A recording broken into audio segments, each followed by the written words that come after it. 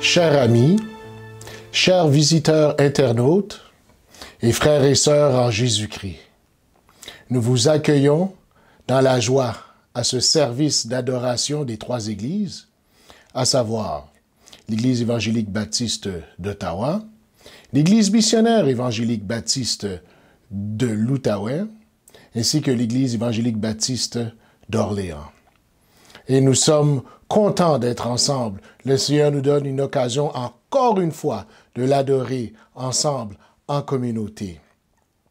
Et ce matin, nous le faisons ensemble pour le remercier de sa grâce et de son amour envers nous. Oui, nous allons adorer le Seigneur ce matin, lui qui est notre seul espoir, lui qui est notre seule espérance. Espère en Dieu.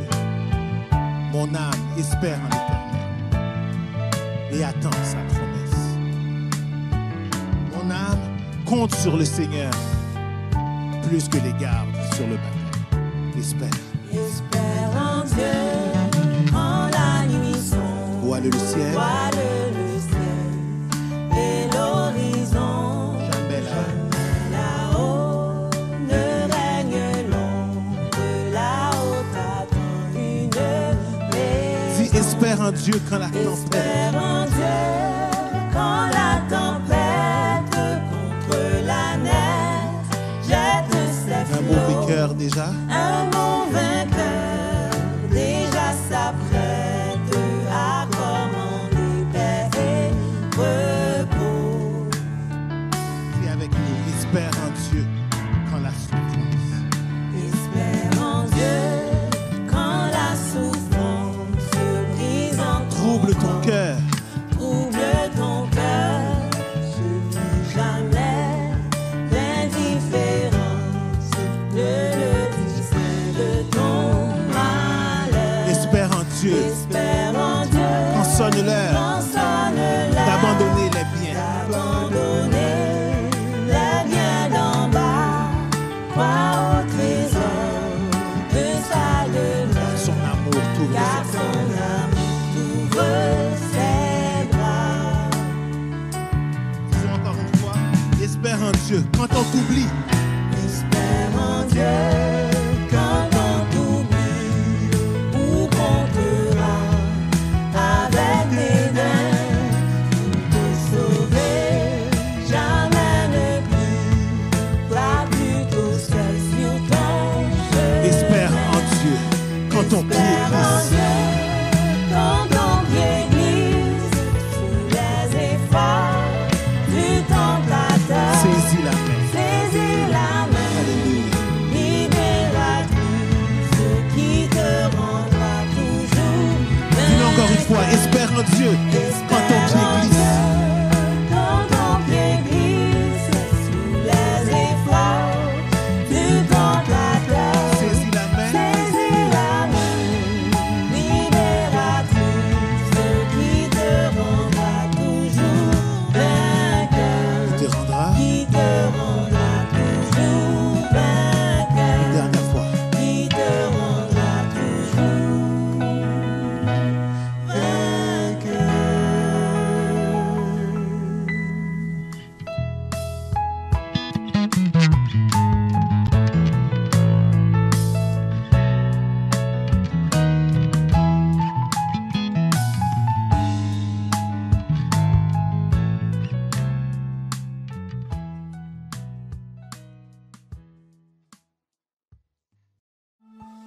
Prions le Seigneur.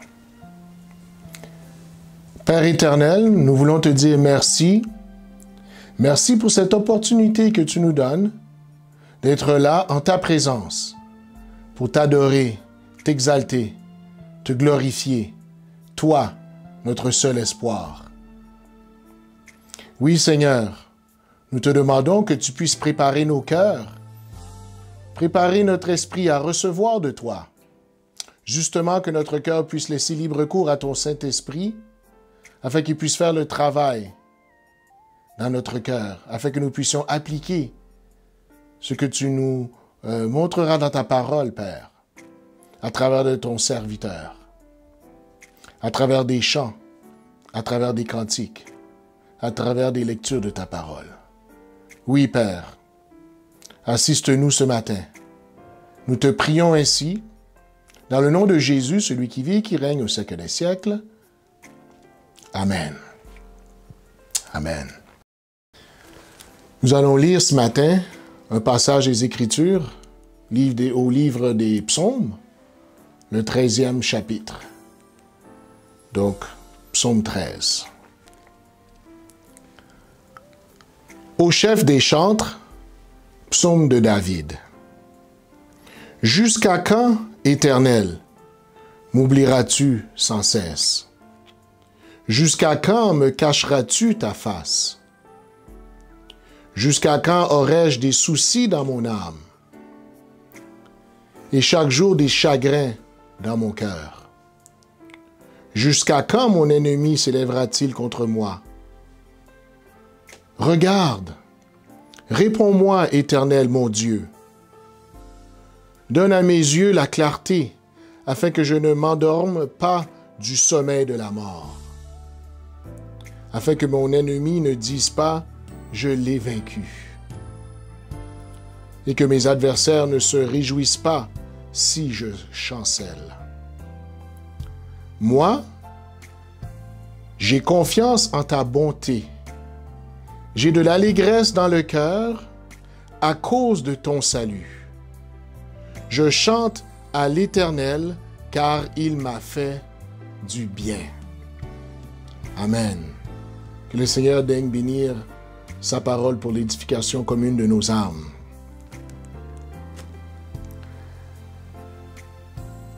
Ni cette pandémie, ni ce confinement ne nous empêcheront de souligner les finissants et finissantes des 3 églises en 2020.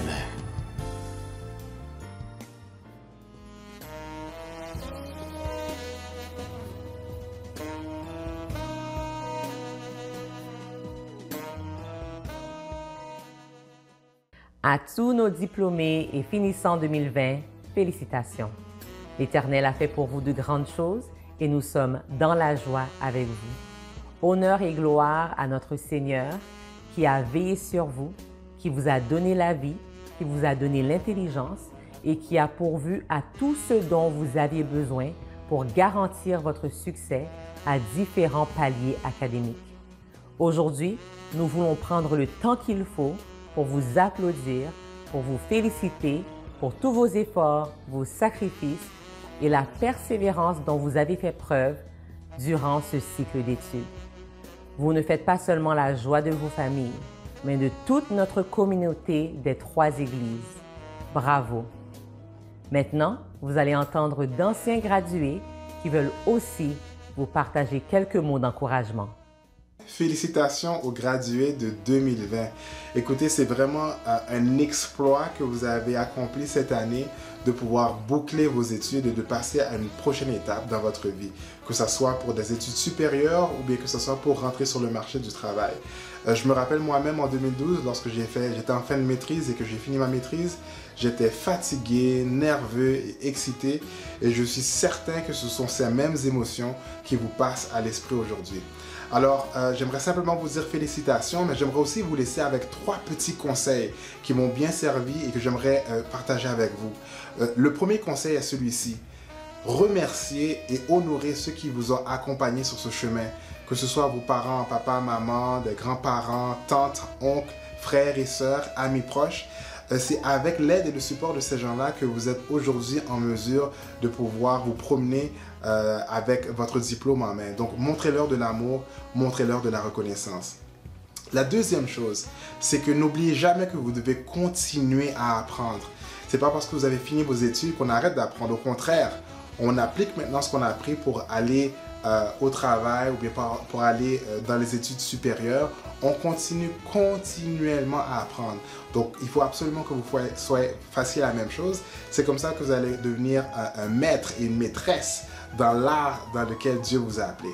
La troisième chose qui est extrêmement importante, n'oubliez pas que votre limite est en Christ. Ne laissez personne déterminer la limite de votre potentiel. La limite de mon potentiel est en Christ et la limite de ton potentiel est en Christ aussi. Donc, gardez les yeux fixés sur lui et allez de progrès en progrès, d'échelle en échelle, parce que le Dieu qu'on sert est un Dieu qui nous appelle à faire ça. Je vous aime beaucoup, que le Seigneur vous bénisse abondamment et encore une fois, félicitations à tous nos gradués de 2020. Bonjour, je m'appelle Jean, je suis de l'Église évangélique baptiste d'Orléans. Je suis un ancien diplômé. Il y a de ça longtemps. J'ai enseigné presque 30 ans, aux petits et aux grands. Ce fut de très belles années. Aujourd'hui, je m'adresse à tous les diplômés, au nom de tous ceux qui vous ont encouragé, soutenu et qui ont cru en vous.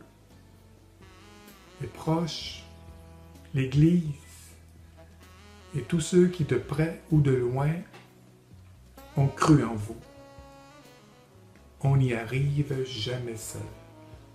On a tous besoin des autres. C'est pourquoi il faut dire merci à toutes ces personnes. Et toutes ces personnes, présentement, à l'instant même, du profond de leur cœur, avec joie et fierté, vous disent félicitations, vous y êtes arrivés. Que Dieu vous bénisse abondamment sur le chemin qui s'ouvre à vous maintenant. Félicitations, finissantes et finissants. Je suis fière de vous. De mon côté, j'ai obtenu mon baccalauréat en enseignement en 2002. Et oui, le temps passe vite. Ce que je peux vous conseiller, c'est de ne jamais oublier de mettre Dieu à la première place, même si vos horaires sont chargés. Deuxièmement, fixez-vous des objectifs clairs et précis. Et troisièmement, soyez disciplinés et persévérants. De cette façon, vous pourrez atteindre vos objectifs et avoir du succès dans tout ce que vous entreprendrez. Bon succès!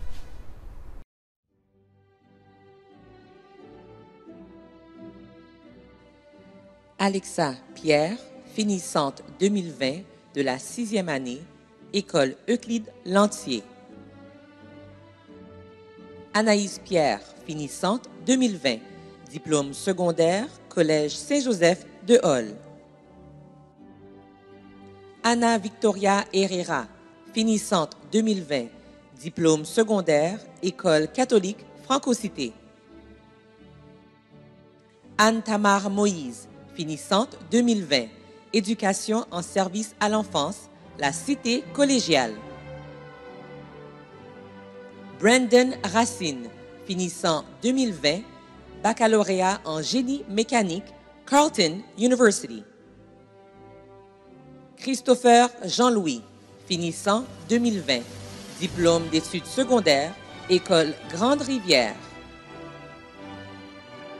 Darline Mussen, finissante 2020, diplôme collégial en éducation service à l'enfance, la Cité collégiale. Déborah Sylvain, finissante 2020, baccalauréat en sciences sociales avec mineur en sciences politiques, Université d'Ottawa. Eva Natacha Herrera, finissante 2020, 6e année, École élémentaire catholique Georges-Étienne Cartier. Kayinda Princesse Moana Kasongo, finissante 2020 de la 6e année, St. Elizabeth School. Laoud Estin, finissant 2020, diplôme secondaire, Holy Trinity Catholic High School. Marquise Pierre, finissante 2020, diplôme collégial, éducation en service à l'enfance. Matthew Racine, finissant 2020, diplôme secondaire, St. Matthew High School. Merari Odshama Grandin, finissante 2020, baccalauréat en sciences sociales, Université d'Ottawa. Rebecca Rosalie Bélier, finissante 2020, diplôme en récréation et loisirs, Collège Algonquin. Sancha Marc Séjour, finissante 2020, 6e année, École élémentaire publique L'Odyssée. Sébastien Pierre, finissant 2020, diplôme secondaire, Collège catholique Mer Bleue. Skirvich Gichel Nofael, finissant 2020, diplôme secondaire, École polyvalente Nicolas Gatineau. Yves Carlande Berquin, finissante 2020, baccalauréat en relations humaines et spiritualité, Université Saint-Paul.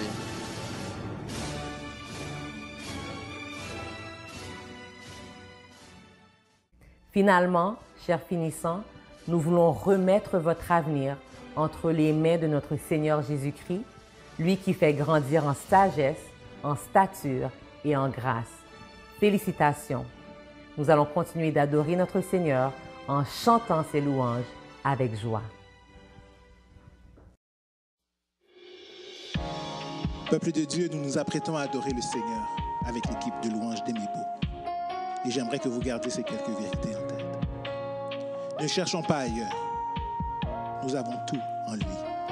Il offre le meilleur et son nom, Jésus-Christ. N'est-il pas le chemin, la vérité et la vie? Ne craignons pas demain. Nous avons Jésus-Christ. Qui sera contre nous? La parole nous dit. Et elle affirme surtout, nous avons Jésus-Christ. Même si l'épreuve est là, avec tous ses soucis, ne désespérons pas. Nous avons Jésus-Christ. Mes frères, mes sœurs, regardons l'avenir, les yeux fixés sur lui, car il veut nous bénir. Son nom est Jésus-Christ. Bonne adoration.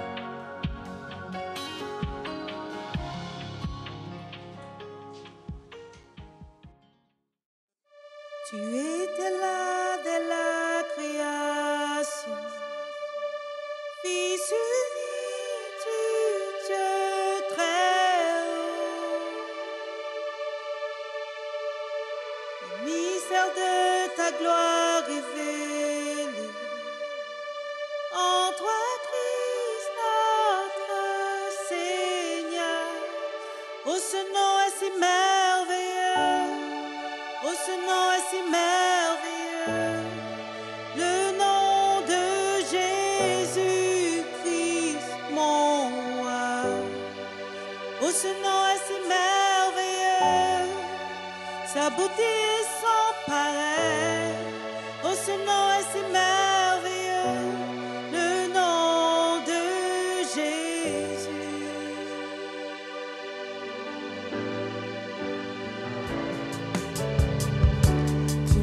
Pas voulu laisser sans.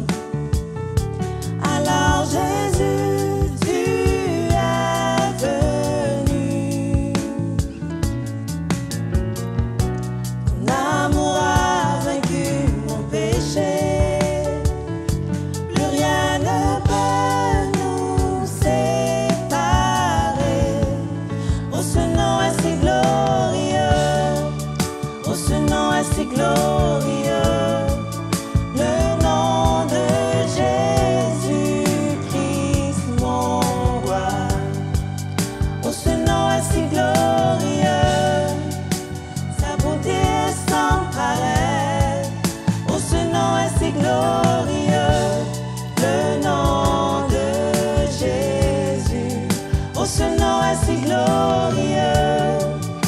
Ce nom est si glorieux, le nom de Jésus-Christ, mon roi. Oh, ce nom est si glorieux, sa beauté est sans pareil. Oh, ce nom est si glorieux, le nom de Jésus. La terre a tremblé, le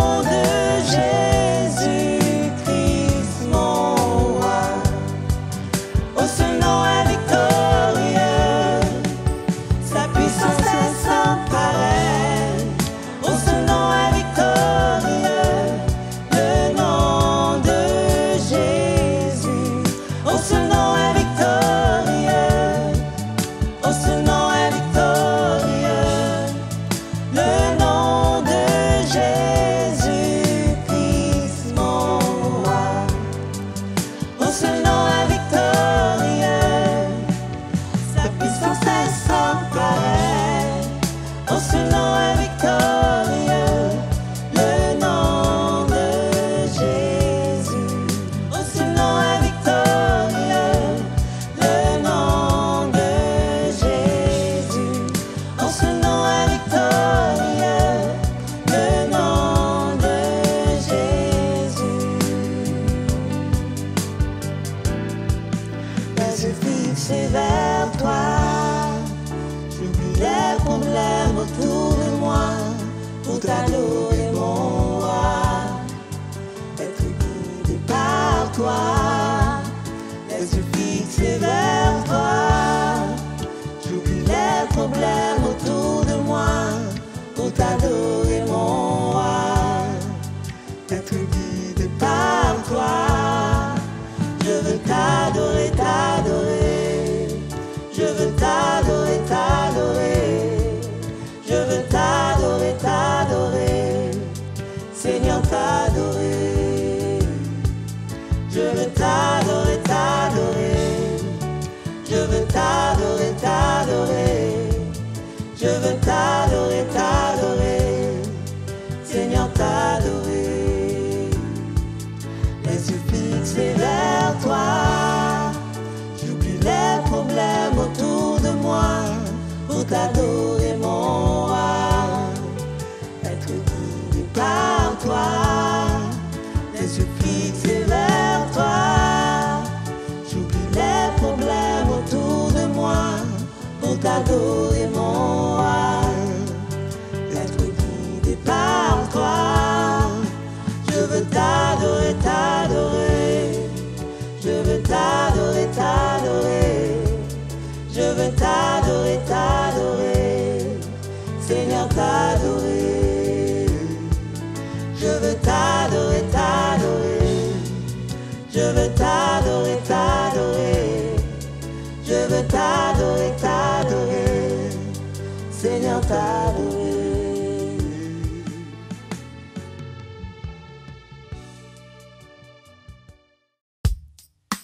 Quelle joie, quel privilège de célébrer un Dieu tout-puissant. Christ seul me suffit. Oui, les yeux fixés sur lui, nous pouvons marcher avec confiance et assurance. Je puis tout par Christ qui me fortifie.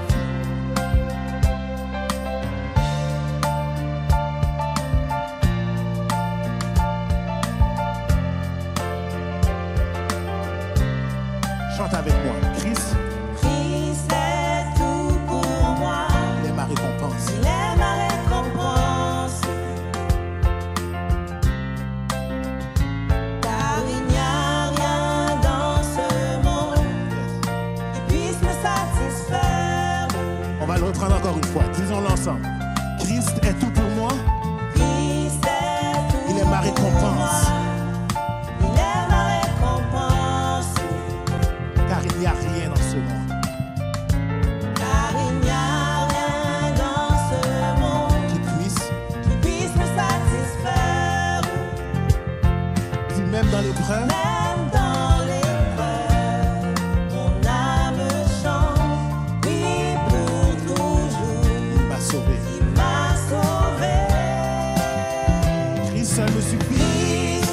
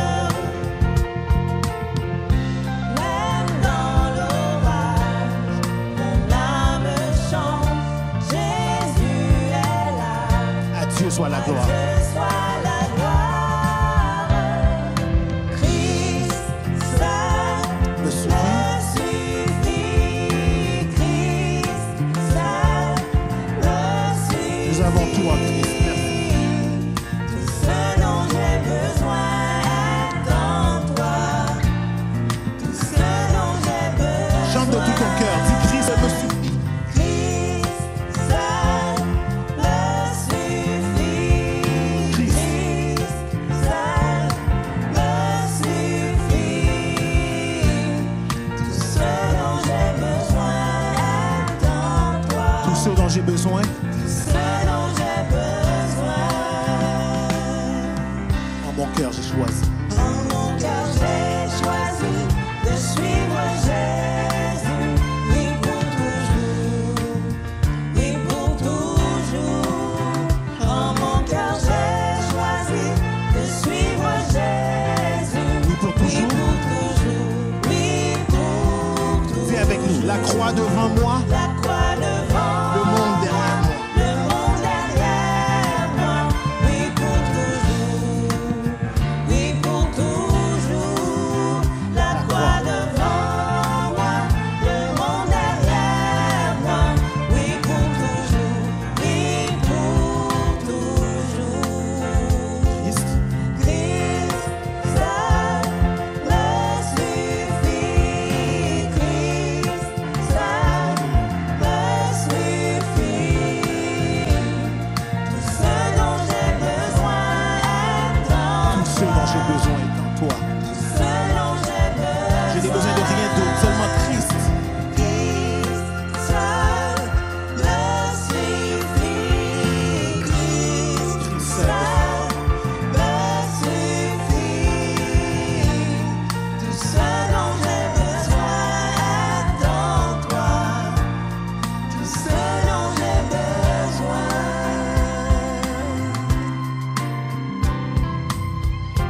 Lorsque tout le monde cherche à remplir un vide, nous savons que Christ seul nous suffit.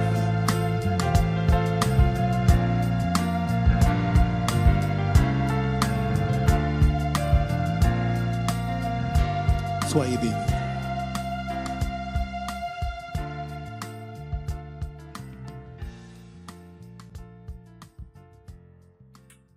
Ah oui, Christ seul me suffit.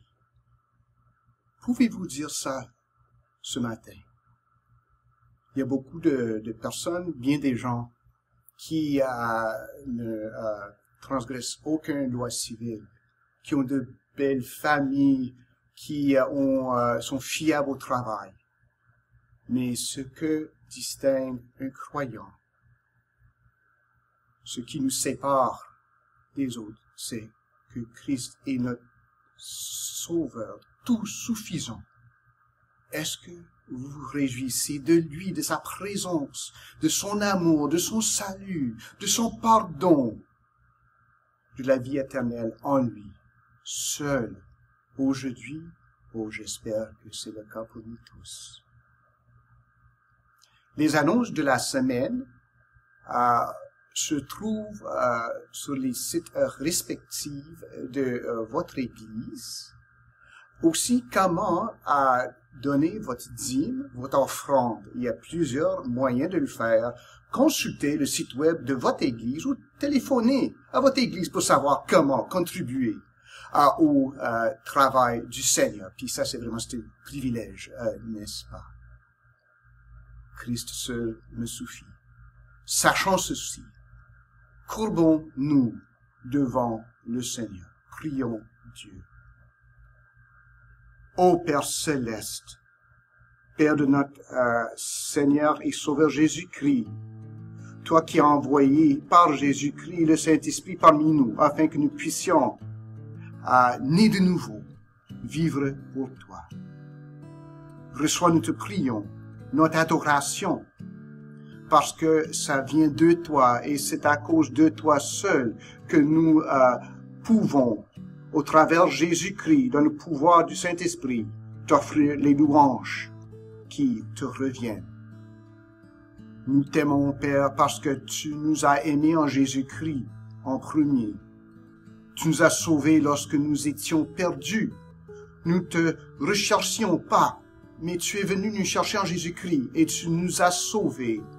Merci, ô Père miséricordieux, notre Papa en Jésus-Christ, merci. Nous confessons que nous avons tous péché, par nos pensées, par nos paroles, par ce que nous avons fait ou ce que nous n'avons pas fait, que nous aurions dû faire. Pardonne-nous, nous te prions, ô Père, où ce que jamais on a cherché à déplacer Jésus du premier rang de nos affections? Où est-ce que nous sommes courbés sur nous-mêmes?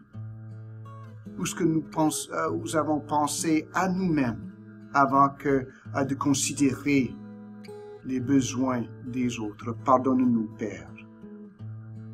Combien c'est un départ du chemin de Jésus-Christ, lui qui, comme un de nous, s'est offert à la croix pour nous, afin que nous puissions en lui devenir la justice de Dieu. Pardonne-nous, nous te prions, Père.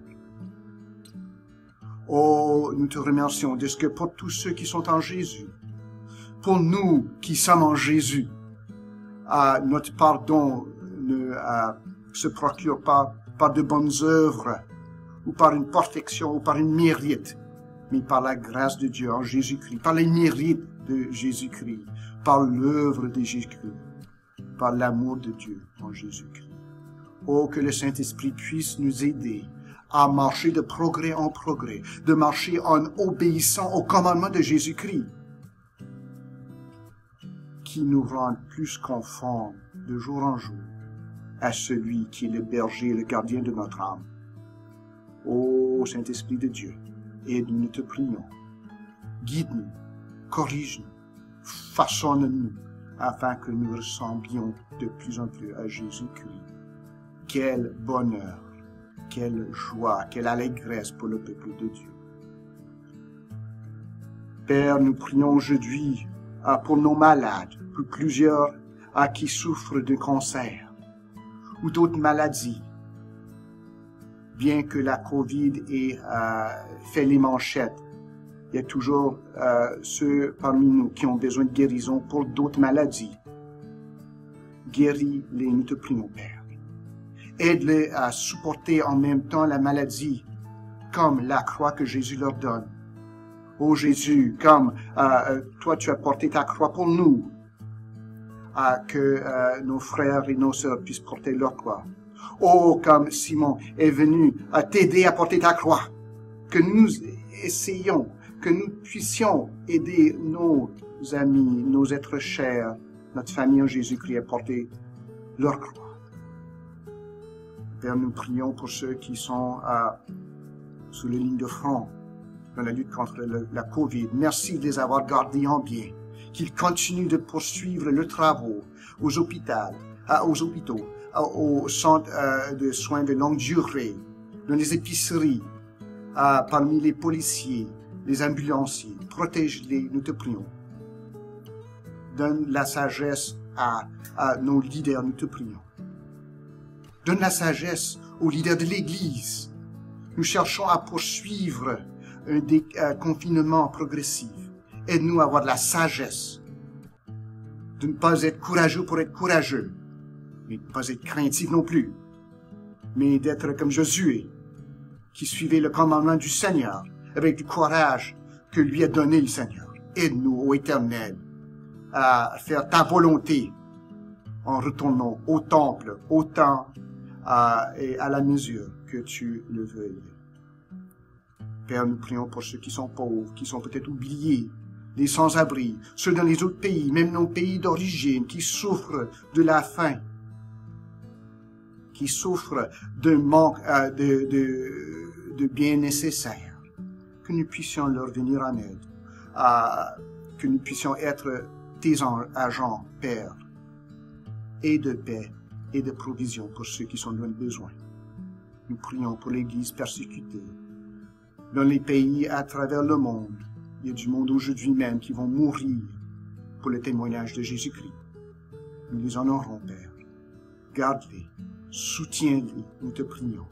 Que leur témoignage puisse œuvrer la conversion par le Saint-Esprit de ceux qui les persécutent même. Ô Jésus, sois honoré par ton Église qui souffre pour toi. Père, nous prions pour nous-mêmes, que nous restions fidèles, que Christ demeure notre toute suffisance, notre seul espoir, que c'est lui qui dénote notre vie,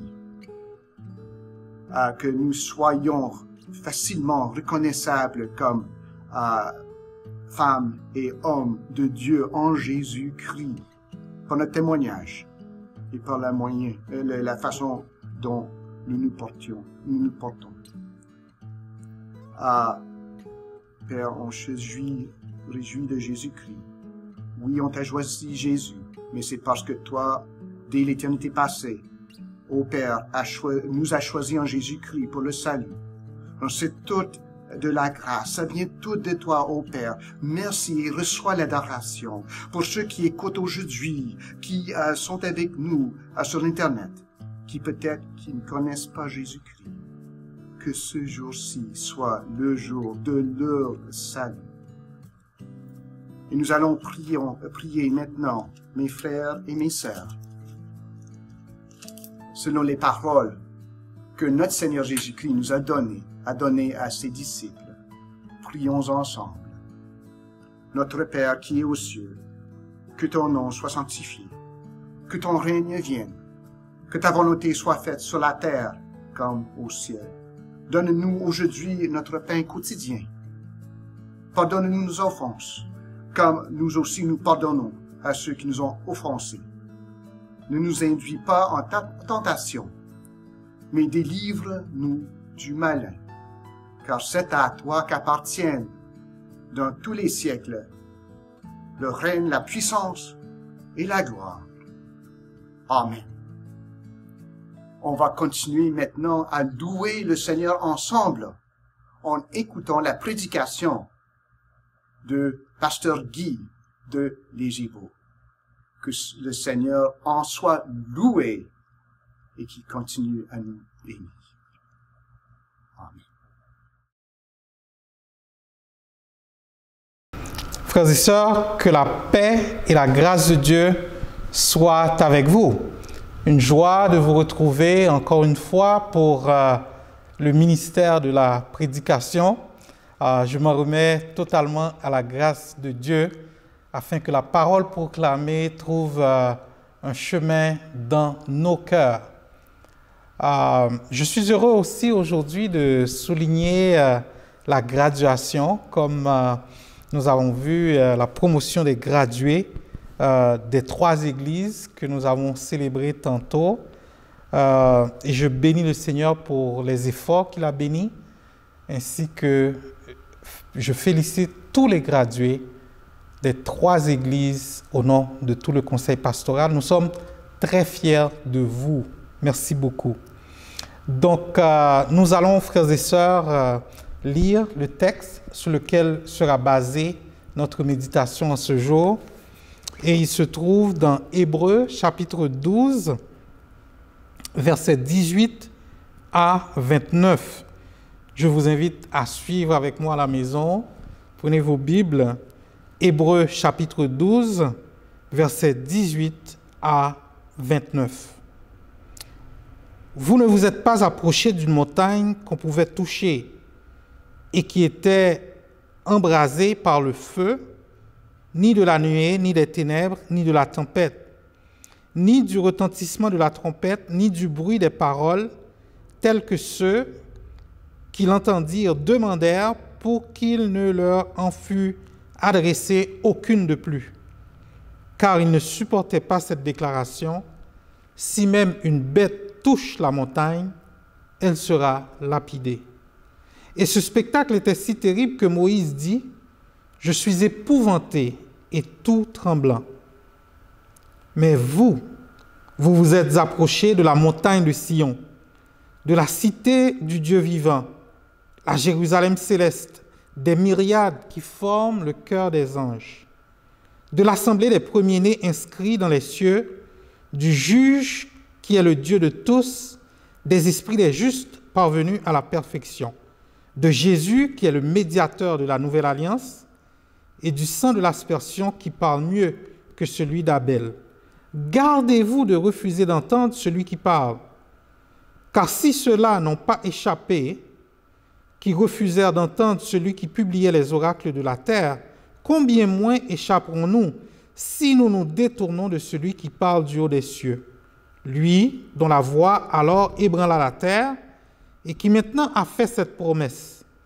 Une fois encore, j'ébranlerai non seulement la terre, mais aussi le ciel. Ces mots, une fois encore, indiquent le changement des choses ébranlées comme étant faites pour un temps afin que les choses inébranlables subsistent. C'est pourquoi, recevant un royaume inébranlable, montrons notre reconnaissance en rendant à Dieu un culte qui lui soit agréable, avec piété et avec crainte, car notre Dieu est aussi un feu dévorant. Parole du Seigneur. Maintenant, nous prions en signe d'invocation selon les mots de l'apôtre Pierre en 1 Pierre 4, versets 10 et 11. Comme de bons dispensateurs des diverses grâces de Dieu, que chacun de vous mette au service des autres le don qu'il a reçu. Si quelqu'un parle, que ce soit comme annonçant les oracles de Dieu. Si quelqu'un remplit un ministère, qu'il le remplisse selon la force que Dieu communique, afin qu'en toute chose Dieu soit glorifié par Jésus-Christ, à qui appartiennent la gloire et la puissance au siècle des siècles. Amen. Amen. Donc, frères et sœurs, encore une fois, bienvenue à tous. Nous sommes déjà au 16e dimanche depuis le grand confinement, au début du 4e mois. Et une des leçons que nous pouvons tirer de ce confinement, c'est que nous réalisons que les choses autour de nous, les choses du monde créé dans lequel nous faisons partie, ce sont des choses fragiles et éphémères. Une chose remplace une autre chose qui disparaîtra, qui remplacera une autre chose. C'est un cycle d'éternel recommencement. Et même nos vies sont fragiles et éphémères. Jacques nous dit, vous êtes une vapeur qui paraît pour un peu de temps et qui disparaît ensuite. Donc, dans ce monde fragilisé, on aurait pu penser que la menace à la vie de l'homme viendrait de la menace atomique. On aurait pu penser qu'elle viendrait de la menace environnementale avec le réchauffement de la planète. Mais nous réalisons que cette fois-ci, la menace vient d'un ennemi invisible, même pas perceptible à l'œil, un virus. Et face à la fragilité de tout ce qui nous entoure, l'Ecclésiaste dit « J'ai considéré tous les ouvrages que mes mains avaient faits et la peine que j'avais prise à les exécuter. Et voici, tout est vanité et poursuite du vent. Il n'y a aucun avantage à tirer de ce qu'on fait sous le soleil. » En d'autres mots, les choses éphémères, les choses fragiles, l'auteur de l'Épître aux Hébreux les appelle les choses ébranlées. Donc, le danger qui nous menace, c'est que nous, croyants, nous nous attachons aux choses ébranlées, aux choses qui vont disparaître, et que nous perdons le focus sur les choses inébranlables que notre Dieu nous a préparées. D'où le titre du message aujourd'hui, « Gardons les yeux fixés sur les choses inébranlables ». Gardons les yeux fixés sur les choses inébranlables. Ces choses ébranlées sont en fait les idoles de nos cœurs. Un ancien lutteur professionnel très connu, Hulk Hogan, que vous connaissez peut-être, a dit ceci au sujet du coronavirus. Il dit, avec le coronavirus, Dieu a enlevé tout ce que nous adorons. Selon Hogan, Dieu utilise cette pandémie pour que les gens se détachent de leurs idoles. La star américaine compare cette pandémie aux plaies d'Égypte et parle ainsi à la place de Dieu. En 3 mois, comme il l'a fait avec les plaies d'Égypte, Dieu a enlevé tout ce que nous adorons. Dieu a dit, vous voulez adorer des athlètes? Je vais fermer les stades. Vous voulez adorer des musiciens? Je vais fermer les salles de concert. Vous voulez adorer des acteurs? Je vais fermer les théâtres. Vous voulez adorer l'argent? Je vais arrêter l'économie et faire s'effondrer le marché boursier. Vous ne voulez pas aller à l'église et m'adorer? Je ferai en sorte que vous ne puissiez pas aller à l'église. Hulk Hogan cite ensuite 2 Chroniques 7, verset 14, que nous connaissons bien. Si mon peuple, sur qui est invoqué mon nom, s'humilie, prie, cherche ma face, et s'il se détourne de ses mauvaises voies, je l'exaucerai des cieux, je lui pardonnerai son péché et je guérirai son pays. Et il termine sa réflexion en se demandant, est-ce que nous avons besoin d'un vaccin ou est-ce que ne serait-ce pas le temps de prendre à l'écart du temps à l'écart des distractions du monde et d'avoir un réveil personnel où nous focalisons sur la seule chose qui compte réellement dans ce monde. Je répète, nous focalisons sur la seule chose qui compte réellement dans ce monde, Jésus de Nazareth. Oui, frères et sœurs, la crise actuelle nous présente une opportunité de revenir aux choses essentielles de nos vies. La question fondamentale qui se pose à nous est donc, est-ce que nous allons bâtir nos vies autour des choses ébranlées de ce monde ou est-ce que nous allons bâtir nos vies autour des choses inébranlables de Dieu? Et c'est exactement en regardant le contexte de notre passage que nous pourrons répondre à cette question. Donc, l'Épître aux Hébreux montre la supériorité de Jésus-Christ, de la Nouvelle Alliance, sur l'Ancienne Alliance. Et dès le départ de l'Épître, l'auteur donne le ton.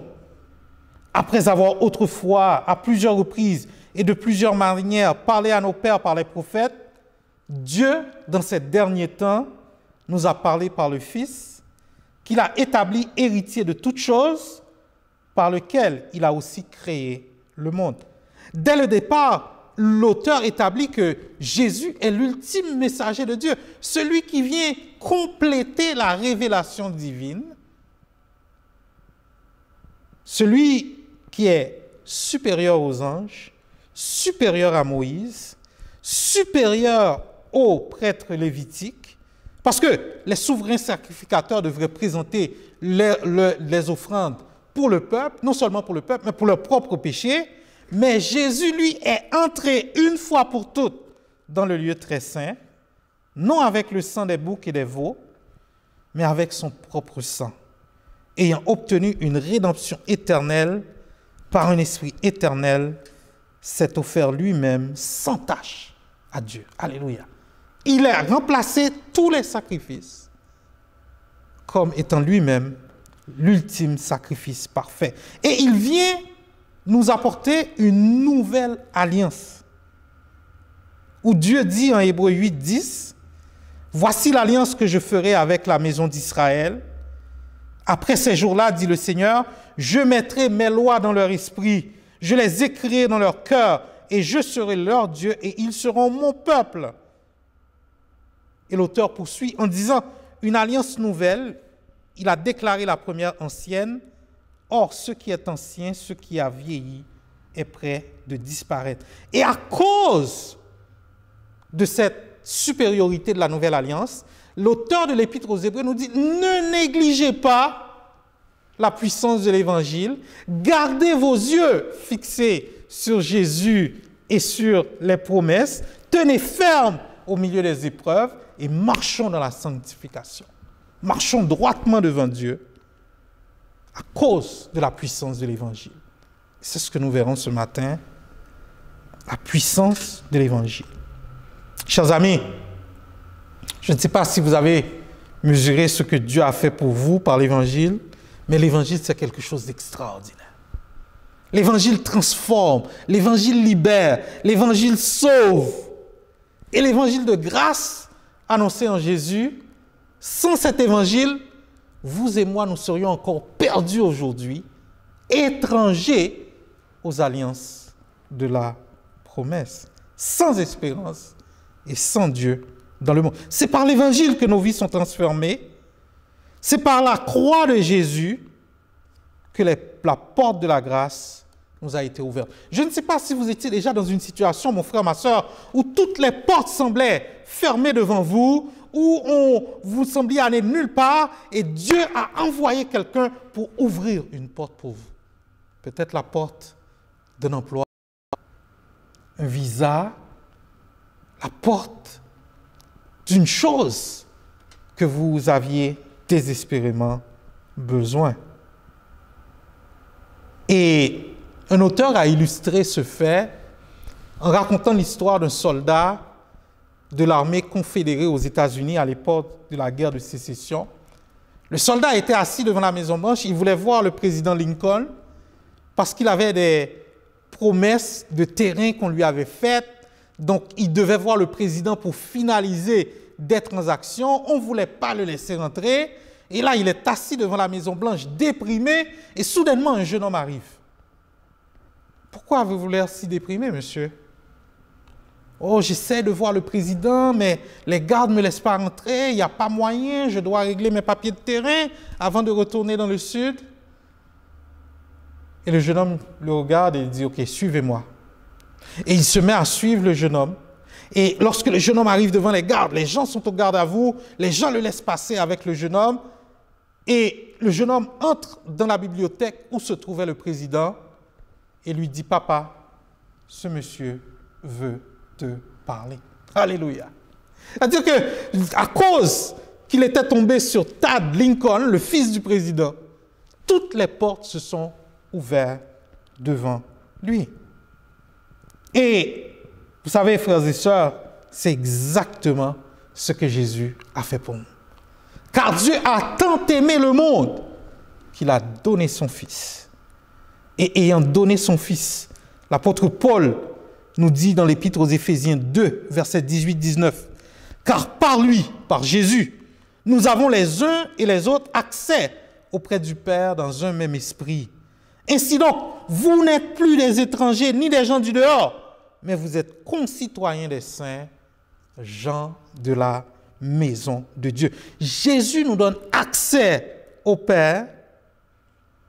Et l'auteur de l'Épître aux Hébreux, dans notre passage, utilise le contexte de là où la loi a été donnée au mont Sinaï et en comparaison avec la grâce qui a été donnée au mont Sion pour nous montrer la puissance de l'Évangile, ce que Jésus a fait pour nous.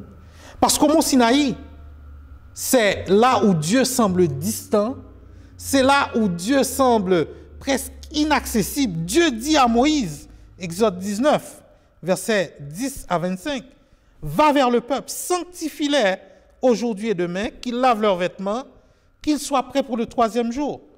Car le 3e jour, l'Éternel descendra au milieu de tout le peuple sur la montagne de Sinaï. » Donc, Dieu dit, tu fixeras au peuple des limites tout alentour et tu diras, gardez-vous de monter sur la montagne ou d'en toucher le bord. Quiconque montera sur la montagne sera puni de mort.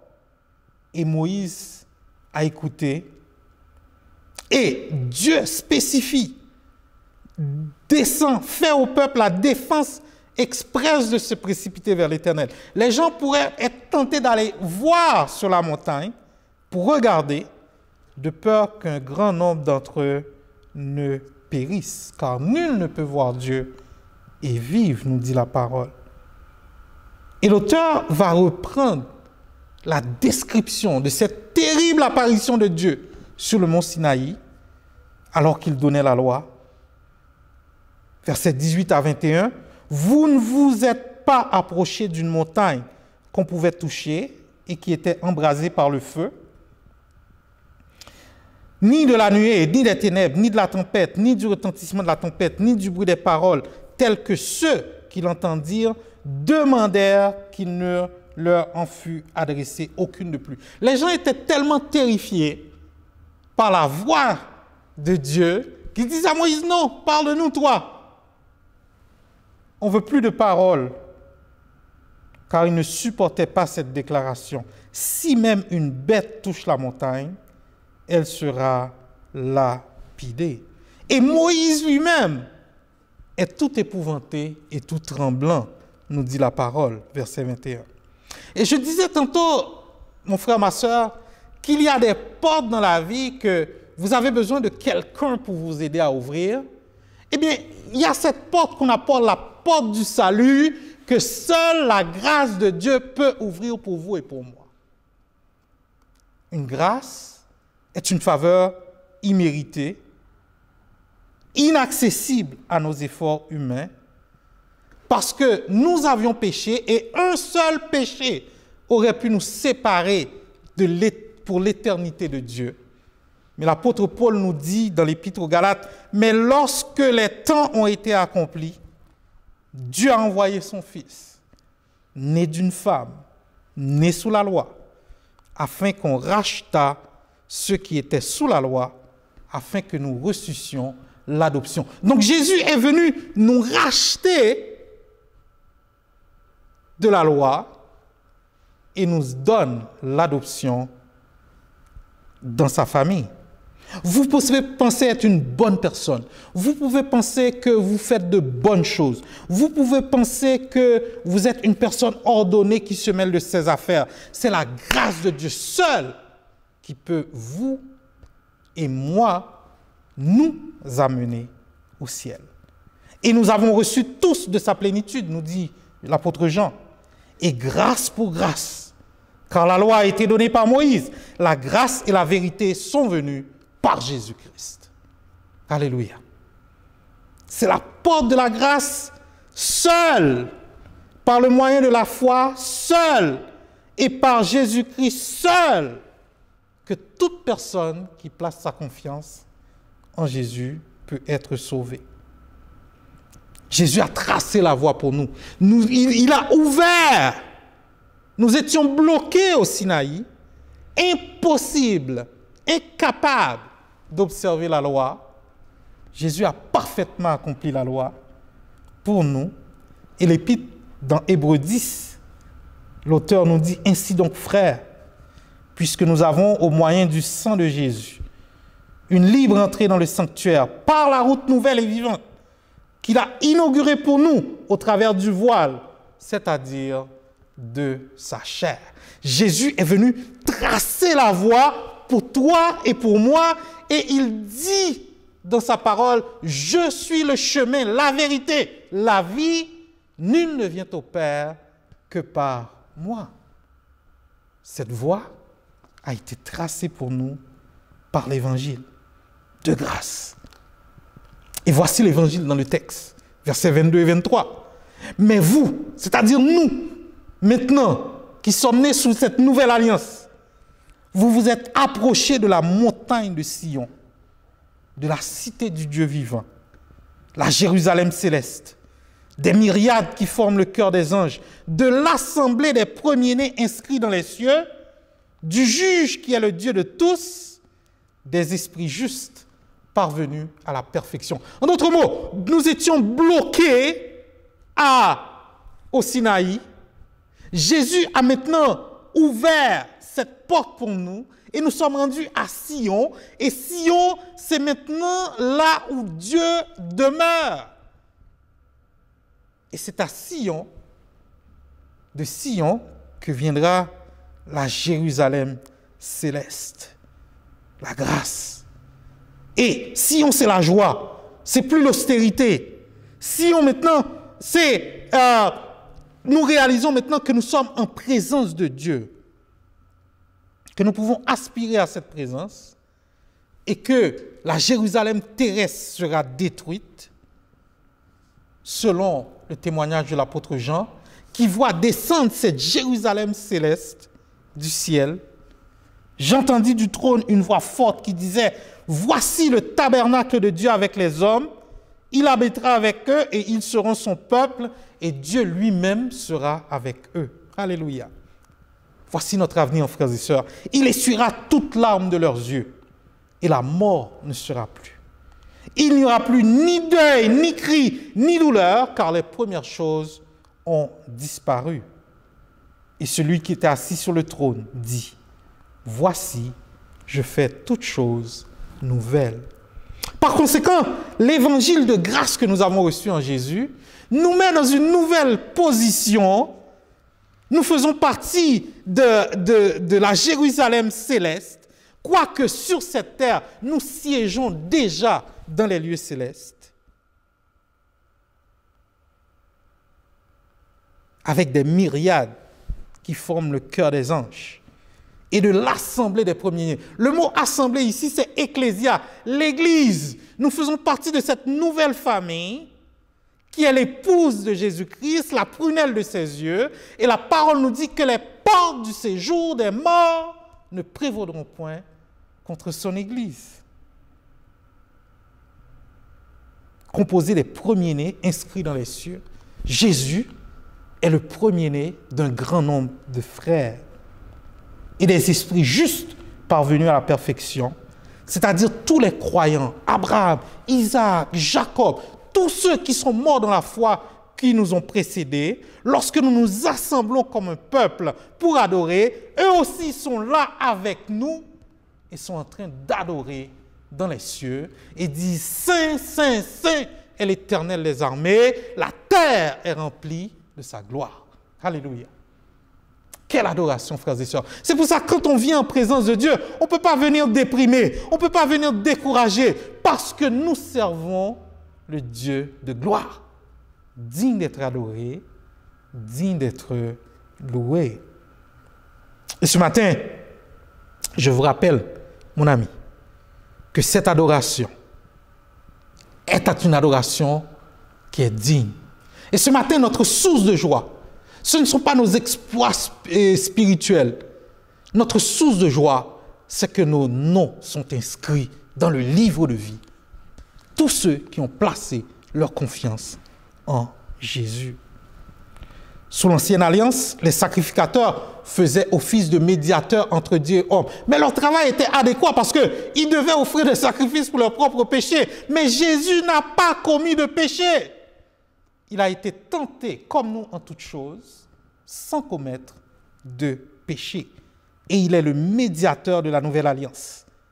Et du sang de l'aspersion qui parle mieux que celui d'Abel, verset 24. C'est-à-dire, le sacrifice d'Abel a été agréé par Dieu, il est encore agréable devant Dieu, mais Abel est mort, mais Jésus n'est pas mort. Jésus est ressuscité et il intercède pour nous en ce moment même. Nous avons un avocat auprès du Père. Alléluia. Quelle grâce! Car il y a un seul Dieu et aussi un seul médiateur entre Dieu et les hommes, Jésus-Christ homme, qui s'est donné lui-même en rançon pour tous. Et c'est parce qu'il s'est donné en rançon, c'est parce que son sacrifice a été agréé, c'est parce qu'il a accompli parfaitement tout que l'auteur de l'Épître aux Hébreux nous dit « Ainsi donc, puisque nous avons un grand souverain sacrificateur qui a traversé les cieux, Jésus, le Fils de Dieu, demeurons fermes dans la foi que nous professons. Car nous n'avons pas un souverain sacrificateur qui ne puisse compatir à nos faiblesses. Au contraire, il a été tenté comme nous en toutes choses, sans commettre de péché. Approchons-nous donc, alléluia, voici l'évangile, avec assurance du trône de la grâce, afin d'obtenir miséricorde et de trouver grâce pour être secouru dans nos besoins. C'est-à-dire, Jésus nous comprend parfaitement, parce qu'il a été tenté comme nous, sans commettre de péché. La bonne nouvelle pour nous ce matin, c'est que Jésus nous a donné un accès au Père. Alléluia.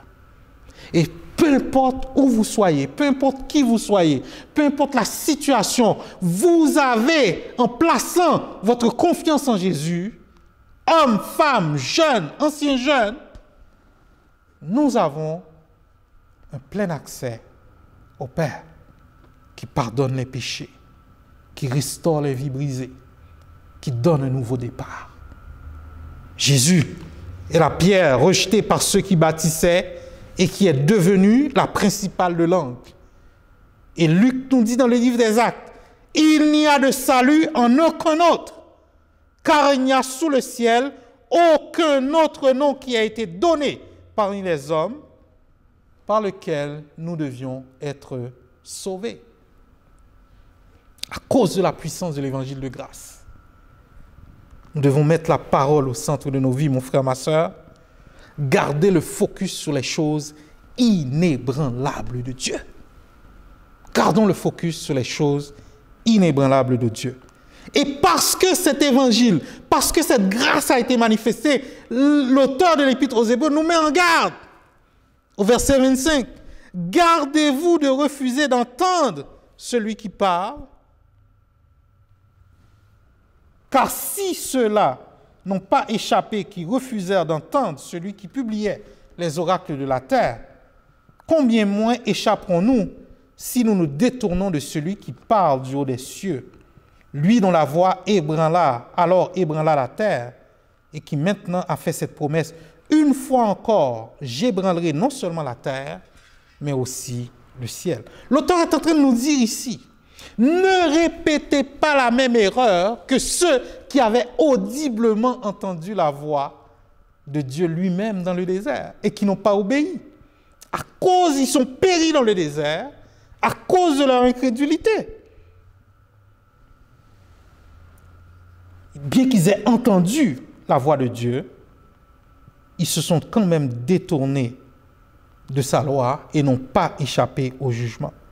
Et c'est en fait ce que l'auteur de l'Épître, c'est une reformulation de ce qu'il avait dit au chapitre 2.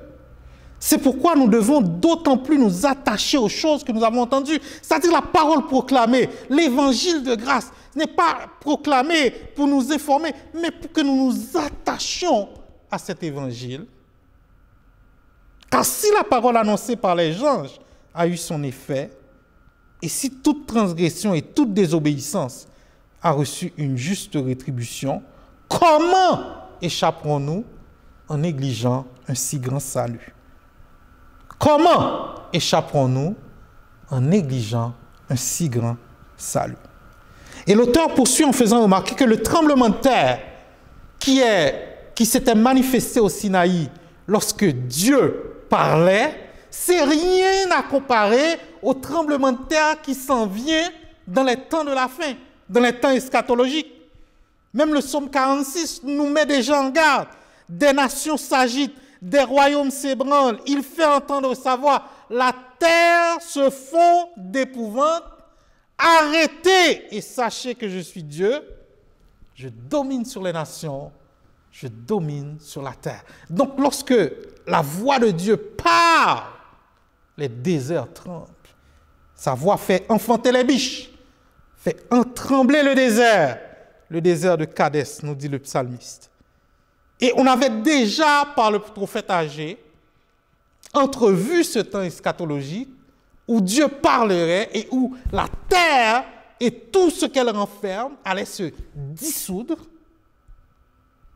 Et c'est ce que l'auteur nous dit aussi, ici au verset 26 et 27. Lui dont la voix alors ébranla la terre et qui maintenant a fait cette promesse. Une fois encore, j'ébranlerai non seulement la terre, mais aussi le ciel. Ces mots, une fois encore, indiquent le changement des choses ébranlées comme étant faites pour un temps, afin que les choses inébranlables subsistent. Et voici le clou du message. L'auteur de l'Épître aux Hébreux nous met en perspective ici pour nous dire que les choses ébranlées auxquelles nous nous attachons, notre réputation, nos biens matériels, nos autres biens, ces choses ébranlées-là vont être bientôt dissoutes pour être remplacées par des choses inébranlables de Dieu. D'où le message encore, gardons les yeux fixés sur les choses inébranlables. Frères et sœurs, quelle perspective! Les choses ébranlées vont être dissoutes. Et quelles sont ces choses inébranlables? La parole nous dit dans 1 Pierre 1, 25, « Toute chair est comme l'herbe, et toute sa gloire comme la fleur des champs. L'herbe sèche et la fleur tombe, mais la parole du Seigneur demeure éternellement. » Et cette parole est celle qui vous a été annoncée par l'Évangile. La parole de Dieu inébranlable. Les promesses de Dieu inébranlables. 2 Corinthiens 4, verset 17-18. « Car nos légères afflictions du moment présent produisent pour nous, au-delà de toute mesure, un poids éternel de gloire, parce que nous regardons non point aux choses visibles, mais à celles qui sont invisibles. Car les choses visibles sont passagères et les invisibles sont éternelles. » Où est ton espoir ce matin, mon frère, ma soeur? Où est ton espoir ce matin? Les choses inébranlables de Dieu, ce sont les provisions de Dieu. Dans la parole, nous voyons le prophète Élie en fuite devant Jézabel, déprimé. Élie est couché sous un genêt. Il demande la mort. L'ange va voir Élie. Élie, que fais-tu là? Lève-toi, mange, Élie. Élie, lève-toi, mange 2 fois.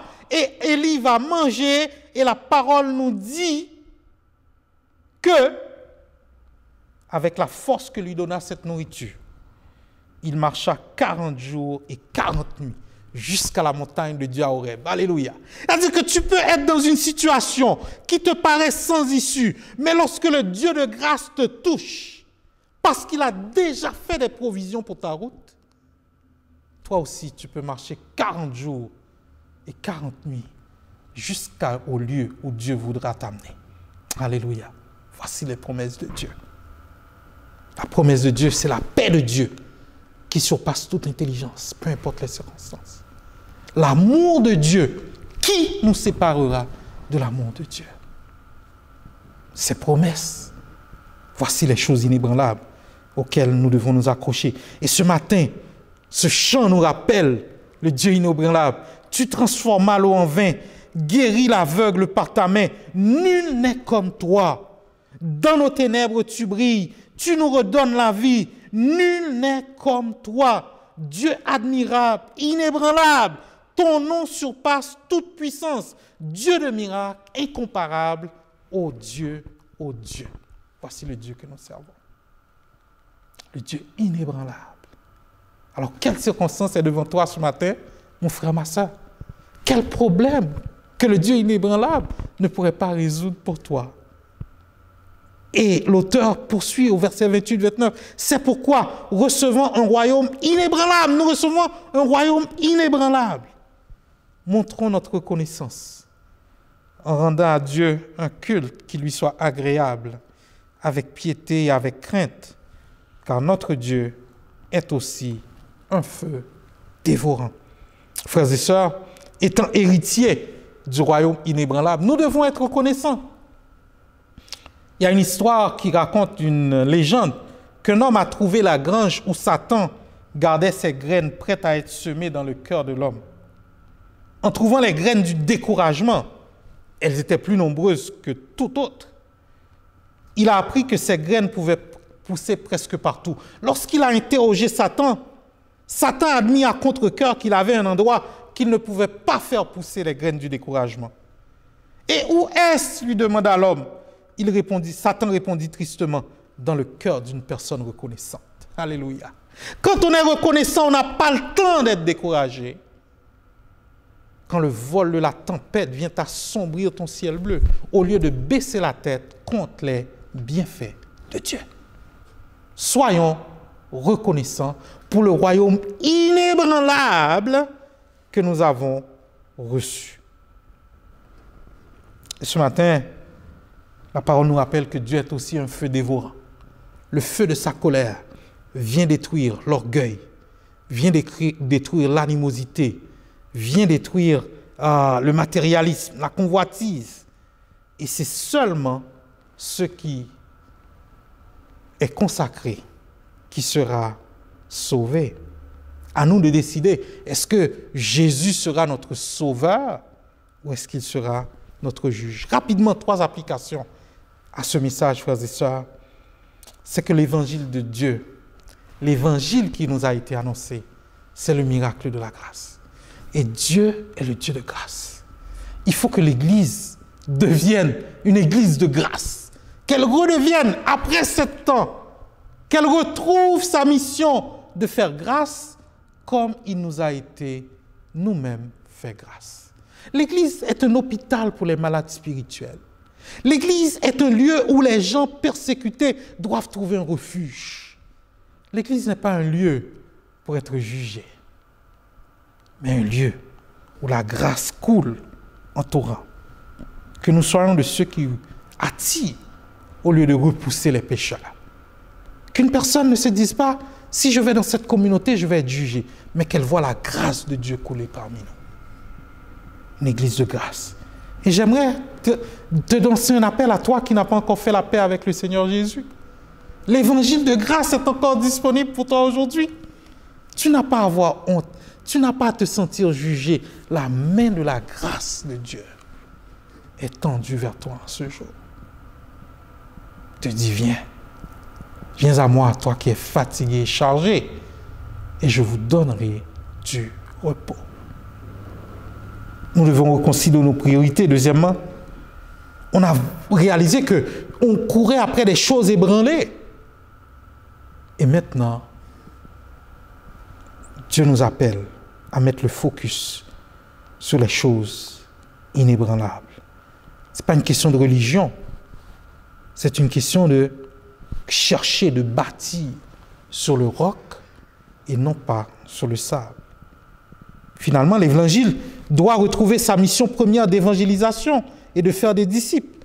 Encourager nos semblables à une relation personnelle avec Dieu, à devenir eux-mêmes des disciples. Car toute la loi est accomplie dans une seule parole, Galates 5, 14. Dans celle-ci, tu aimeras ton prochain comme toi-même. Je conclus sur cette image, frères et sœurs. Nous avons tous un Dieu quelque part.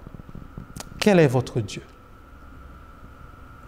Votre Dieu, ce que tu aimes le plus, que tu sers le plus, que tu cherches le plus, ceux à qui tu donnes le plus, ceux que tu adores le plus, ceux dont tu te soucies le plus, c'est ton Dieu.